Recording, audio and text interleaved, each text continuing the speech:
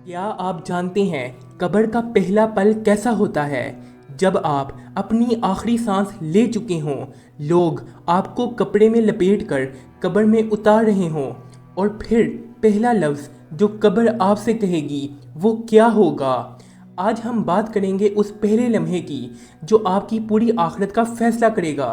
हज़रत उस्मान बिन अफ़ान जब किसी कब्र के पास खड़े होते तो इतना रोते कि उनकी दाढ़ी आंसुओं से तर हो जाती। एक दिन किसी ने पूछा, आप जब जन्नत और जहन्नुम का जिक्र सुनते हैं तो इतना नहीं रोते, लेकिन कब्र के पास आकर इतना क्यों रोते हैं? आपने जवाब दिया, मैंने रसूलुल्लाह सल्लल्लाहु अलैहि वसल्लम को फरमाते हुए सुना कि कब्र आखिरत की पहली मंजिल है।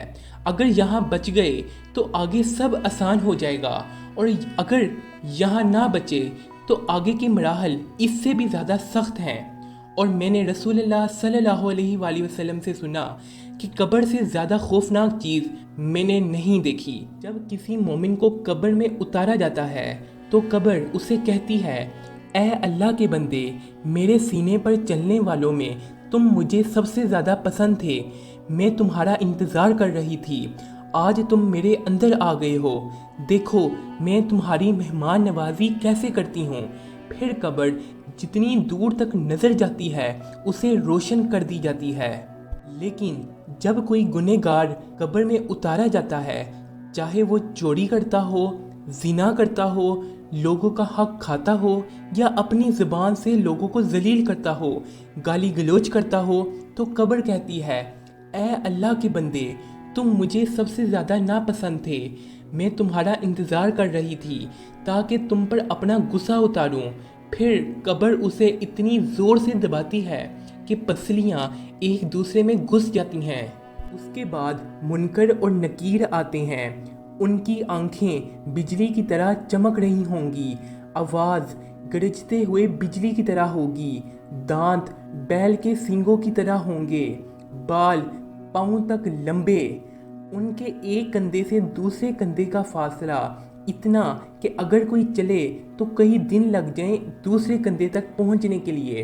उनके पास लोहे का ऐसा हथौड़ा है जो अगर ज़मीन पर गिर जाए तो दुनिया में मौजूद तमाम इंसान और जिन्नात मिलकर भी उस हथौड़े को नहीं उठा सकते। मुनकर और नकीर हर मुर्दे के पास जाएंगे और उनसे 3 सवाल पूछेंगे। तुम्हारा रब कौन है? तुम्हारा दीन क्या है? तुम्हारा नबी कौन है? सिर्फ वो मोमिन जो दुनिया में अल्लाह और रसूल की इताअत में रहे, ज़ुबान साफ रखी, लोगों का दिल नहीं तोड़ा, गाली गलौज और बदज़बानी से बचे, वो आसानी से ये जवाब दे पाएंगे। लेकिन वो जो सिर्फ कलमा पढ़कर दीन को फॉलो नहीं करते थे और दिन रात लोगों को गाली देते थे, मजाक उड़ाते थे, दिल दुखाते थे, वो कह देंगे, मुझे नहीं मालूम कि मेरा रब कौन है, मेरा दीन क्या है, मेरा नबी कौन है। वो कह देंगे, मुझे नहीं मालूम। गुनहगार का दिल खौफ से फटने लगेगा, क्योंकि उसे अपनी आखिरी मंजिल जहन्नुम समझ आ रही होगी, क्योंकि उनको मुनकर और नकीर के सवालों का जवाब नहीं आ रहा होगा। फिर मुनकर और नकीर उसे हथौड़े से मारते हैं, कब्र में आग बढ़ते हैं और क़यामत तक अजाब जारी रहता है। उस गुनहगार की चीख इंसान और जिन्नात के सिवा सारी मखलूक को सुनाई देती हैं। रसूलुल्लाह सल्लल्लाहु अलैहि वसल्लम ने फरमाया, मैं कसम खाता हूँ उस ज़ात की जिसके हाथ में मेरी जान है, उस दिन जो नदामत, जो शर्म, जो दर्द एक गुनहगार को कब्र में महसूस होगा, वो उसकी पूरी ज़िंदगी का सबसे बड़ा अफसोस होगा, क्योंकि उस वक्त वो जन्नत को अपने से दूर होता और जहन्नुम को अपने पास आता देख लेगा। फिर कब्र का दरवाज़ा जहन्नुम की आग के लिए खुल जाएगा और उसकी गर्मी उसके जिस्म को क़यामत तक जलाती रहेगी। उस वक्त तुम चाहोगे कि वक्त वापस आ जाए, मैं वापस दुनिया में चला जाऊं और अल्लाह की इबादत करना शुरू हो जाऊं, लेकिन वक्त कभी वापस नहीं आता। और याद रखो, कब्र का अंधेरा तुम्हारी आंखों का अंधेरा नहीं होगा, ये वो अंधेरा होगा जो तुम्हारे सीने को तंग कर देगा। उस वक्त तुम ये सोचोगे, काश मैं एक सजदा और कर लेता, کاش میں ایک گناہ چھوڑ دیتا، لیکن کاش کا لفظ صرف دنیا میں چل سکتا ہے، قبر میں نہیں۔